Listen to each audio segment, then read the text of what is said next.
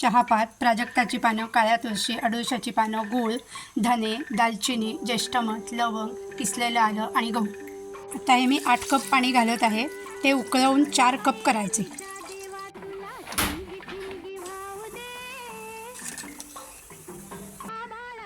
हा काढा सर्दी, खोकला, कफ यावर खूप गुणकारी आहे आणि पावसाळ्यात जेव्हा साथीचे आजार पसरतात त्यावेळी प्रिकॉशन म्हणूनही आपण घेऊ शकतो.